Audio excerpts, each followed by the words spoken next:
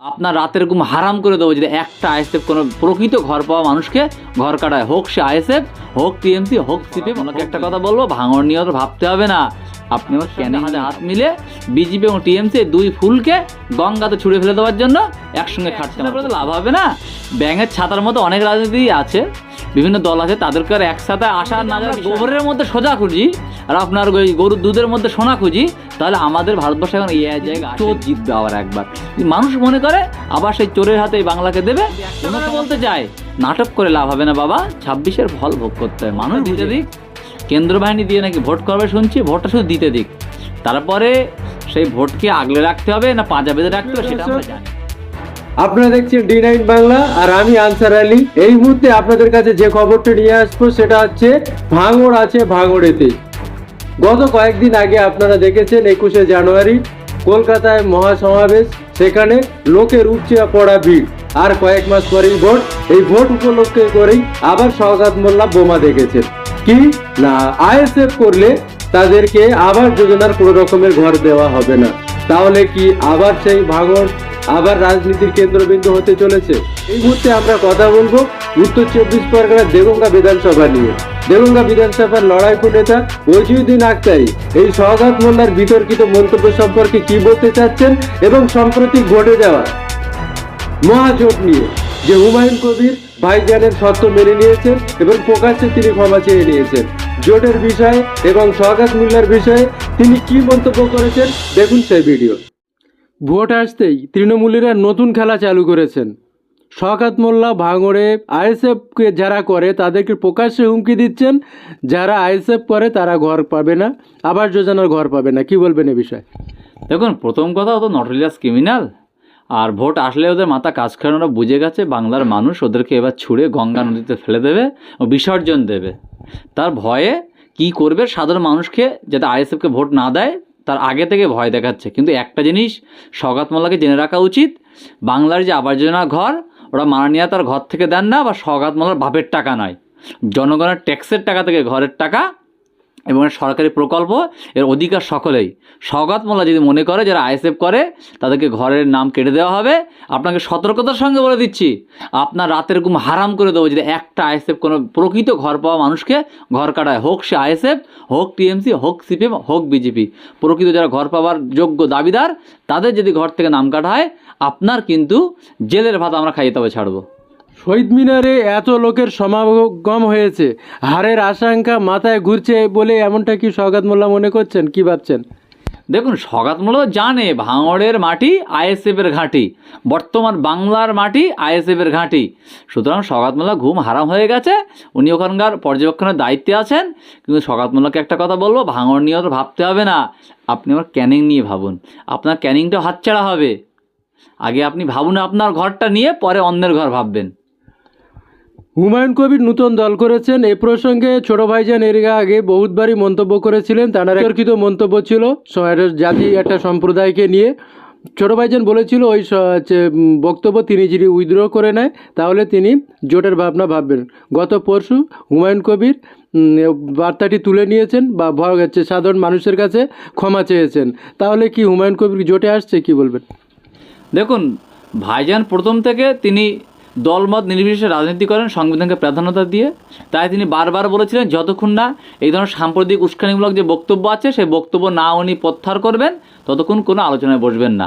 এখন তিনি সেই কথা প্রত্যাহার করেছেন, মানুষের কাছে ক্ষমা চেয়েছেন, খুবই ভালো কথা, দেরিতে হলেও তার জ্ঞান বুদ্ধি হচ্ছে। এখন যদি আমাদের রাজ্য কমিটি সিদ্ধান্ত নেয়, ভাইজানরা সিদ্ধান্ত নেয় যে তার সঙ্গে জোটে বসবেন, আলোচনা করতেই পারে। দল যদি মনে করে জোট হবে, জোট হবে, আমাদের কোনো সমস্যা নেই। আমাদের দল, আমাদের প্রাণপ্রিয়, আমাদের ছোট ভাইজান, আমাদের রাজ্য কমিটি যে সিদ্ধান্ত নেবে আমরা তাদের সঙ্গে হাতে হাত মিলে বিজেপি এবং টিএমসি দুই ফুলকে গঙ্গাতে ছুঁড়ে ফেলে দেওয়ার জন্য একসঙ্গে খাটতে আমরা প্রস্তুত। সিপিএম, মিম, আইএসএফ কিংবা ধরেন হুমায়ুনের দল কিংবা আরও অন্যান্য যারা আর কি টিএমসি বিজেপি বিরোধী পশ্চিমবঙ্গে ছোট ছোট অনেক রাজনৈতিক দল আছে, সবাইকে কি এক ছাতায় নিয়ে আসা সম্ভব হবে? দেখুন, সকলকে একসাথে বলতে লাভ হবে না। ব্যাঙের ছাতার মতো অনেক রাজনীতি আছে, বিভিন্ন দল আছে, তাদেরকে আর একসাথে আসা আর না যাওয়ার বিষয় না। তারা ইচ্ছা করে আসতে চাবে না, কারণ তারা পশ্চিমবাংলায় ভোটে লড়ার থেকে অন্যের আপনার বাড়া ভাতে ছাই দিয়ে দিলে তাদের বেশি উপকার হবে, অর্থাৎ টাকা আসবে, ওই জন্য তারা নাও আসতে পারে। কিন্তু এইটুকু মনে রাখেন, সিপিএম আইএসএফের জোট আশা করি কনফার্ম, সঙ্গে আরও যারা ভালো ভালো দল আছে তারাও আসবে। এসআইআর নিয়ে মানুষের ভোগান্তি শেষ নেই। এখনো পর্যন্ত বিএলও কোনো আভাস দিতে পারছে না কার নাম থাকবে কার নাম থাকবে না। খোদ ভাইজান নওশাদ সিদ্দিকীর নামও বাদ গিয়েছে এসআইআরের শুনানিকে ডাক পেয়েছিলেন। এমতো অবস্থায় যদি একজন বিধায়ক হয়ে এমনটা হয় এবং অন্যান্য বড় বড় নেতারাও আছে, বাদ যায়নি। সাধারণ মানুষ তো এতে আতঙ্কিত, কি বলবেন? দেখুন, নির্বাচন কমিশন যেভাবে বলেছিল সেভাবে এসআইআর হচ্ছে না। তার অন্যতম কারণ নির্বাচন কমিশন নিজে দায়ী, সেই সঙ্গে রাজ্য সরকার দায়ী। কারণ রাজ্য সরকার তার নিজস্ব কর্মচারী দিয়ে কাজ করার পরেও এইভাবে মানুষকে হয়রানির শিকার দেখতে পাওয়া যায় না, ভাবা যায় না। আমাদের বিভিন্ন স্বাধীনতা সংগ্রামী ছেলে থেকে চালু করে, তাদের পরিবার থেকে চালু করে, পীর পরিবারের সন্তান থেকে চালু করে, বিধায়ক থেকে চালু করে, সকলকে বিভিন্নভাবে নোটিশ আসছে। কারণ যে কাজ মানুষ দিয়ে হয়, এআই দিয়ে হয় না। এখনও যদি আমরা গোবরের মধ্যে সোজা খুঁজি আর আপনার ওই গরুর দুধের মধ্যে সোনা খুঁজি, তাহলে আমাদের ভারতবর্ষে এখন এআই জায়গা আসেনি। আগে ডেভেলপ হতে হবে, আগে শিক্ষাটাকে ভালো জায়গায় নিয়ে আসতে হবে। শিক্ষাটাকে তলানিতে ঠেকিয়ে দিয়ে আপনি এআইয়ের মাধ্যমে করতে যাবেন, এটা হওয়া স্বাভাবিক ছিল। এবং পুরোটা বিজেপি এবং টিএমসির আপনার মনোনীত একটি স্ক্রিপ্ট, যেটি লেখা হচ্ছে নাগপুর থেকে, এবং এখানে বসে বসে দিদি আর মোদি তোরা নাটক করছেন, আর সাধারণ মানুষ এই নাট্যকার হিসেবে দেখছে। কিন্তু একটা কথা বলতে চাই, নাটক করে লাভ হবে না বাবা, 26-এর ফল ভোগ করতে হয়, মানুষ বুঝে গেছে। 21 বিধানসভায় তৃণমূলের একটা স্লোগান ছিল খেলা হবে। এবারে একটা নতুন সমীকরণ দেখা যাচ্ছে, খেলবে এবার যতই করো হামলা, জিতবে এবার বাংলা, কি বলবেন? দেখুন, হামলা নিজেরা করিয়ে নিজেরা বড় বড় কথা বলছে, আর এই ধরনের স্লোগান যতই করো হামলা, আবার কি একটা বলছে নাকি শুনলাম, যেটাই বলুক ওরা মুখ দিয়ে বলবো না, আবার জিতবে অবশ্যই বাংলা, একদম ঠিক, বাংলা জিতবে, কিন্তু টিএমসি জিতবে না। বাংলা সাধারণ মানুষ জিতবে, বাংলা শ্রমিক জিতবে, বাংলার খেটে খাওয়া মানুষ জিতবে। হ্যাঁ, আমরা চাই বাংলা জিতুক, কিন্তু টিএমসির দ্বারা বাংলা জেতাটা বড় বিষয় নয়। টিএমসি জিতলে যদি বাংলা জেতা হতো, এটা ভুল কথা।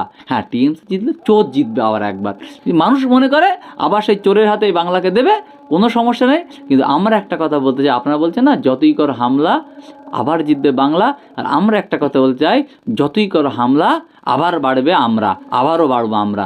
আইএসএফের উপরে হামলা করে আপনি দমাতে পারবেন না, আমরা বাড়বো।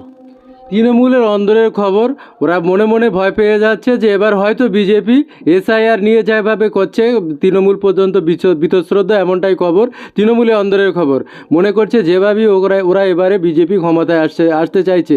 বিজেপি কি আসা সম্ভব? কি ভয় পাচ্ছে বিজেপি তৃণমূলকে? দেখুন, প্রথম কথা, বাংলায় বিজেপির কোনো প্রশ্নই জাগে না যদি কিনা এই মাননীয় দিদি তিনি না হেল্প করেন। আর দ্বিতীয়ত বিষয়, নওশাদ ভাই বলে দিয়েছে আপনাদের যে সুপ্রিমো আছে টিএমসির, সে খাতায় সই করবে, নওশাদ ভাইও সই করবে। আমরা আইএসএফ জোট প্রার্থী হিসেবে যত জায়গায় প্রার্থী দেবো, একটা জায়গায় বিজেপি জিতলে আমাদের দায়। সুতরাং আমরা বিজেপি নিয়ে টেনশন করি না, কারণ বিজেপি আমরা জানি প্রকাশ্য শত্রু, আর অপ্রকাশ্য শত্রু টিএমসি। কি করেনি টিএমসি? বিজেপি টিএমসি ভাই ভাই, ওরা তো সরকারের টাকা মন্দিরটা তো করেনি, কিন্তু এটা সেটাও করে দেখে দিয়েছে। সুতরাং দুজনে একই দল, বিজেপি টিএমসি বলে কিছু নেই, দুটি আরএসএস। 26-এ সামনে আর কয়েক মাস পরেই বিধানসভা ভোট, এসআইআর পর্ব যথাসম্ভব 14 তারিখে শেষ হবে। নতুন নোটিফিকেশান আসবে, নতুন আর কি নাম লিস্ট আসবে। সেখানে তৃণমূলেরা বলা শুরু করে দিয়েছে 20 থেকে 30 জন প্রতি বুথ থেকে মুসলমান ভোট কাটা যাবে, এবং এইটাই ফ্যাক্টর হয়ে যাবে 4 থেকে 5% ভোট মাইনাস হবে টিএমসির, এবং সেই সুযোগে বিজেপি জিতে যাবে। কি বলবেন? বাজে কথা, ঠিক আছে। প্রথম কথা, যদি প্রকৃত ভোটার যারা তাদের নাম কাটে, আমরা আসি সুপ্রিম কোর্টে যাব, সে হোক হিন্দু, হোক মুসলিম, হোক দলিত, হোক আদিবাসী। হিন্দু মুসলিমের খেলাটা করছে তো বিজেপি আর টিএমসি না। এরা হিন্দু পাড়ায় গিয়ে বলছে মুসলিম ভয় দেখাচ্ছে, আর মুসলিম পাড়ায় গিয়ে হিন্দুর ভয় দেখাচ্ছে। এটাই হচ্ছে বিজেপি আর টিএমসির প্রকৃত এজেন্ডা। সুতরাং এসব এজেন্ডাতে কোনো কাজ হবে না। তাহলে আপনি কি বলতে চাচ্ছেন আগে যেরকম বিজেপি এসে যাবে ফর্মুলা সেই একই গুরুত্বপাতে ব্যবহার করছে? কি বলবেন? অবশ্যই, টিএমসি তো কাজই এটা, বিজেপিকে ভয় দেখে সরকারে থাকা।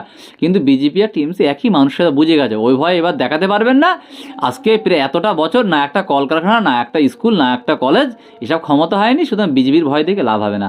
বাংলার মানুষ বুঝে গেছে, না খেয়ে মরার থেকে ভোটটা দিয়ে দুই ফুলটাকে গঙ্গাসাগরে ফেলে নতুন একটা সরকারকে জোটে মানুষকে নিয়ে আসাটাই শ্রেয়। দেগঙ্গা বিধানসভা খুব ভালো জায়গায় আছে, এমনটাই মনে করে পুরো বাংলার আইএসএফ নেতৃত্ব।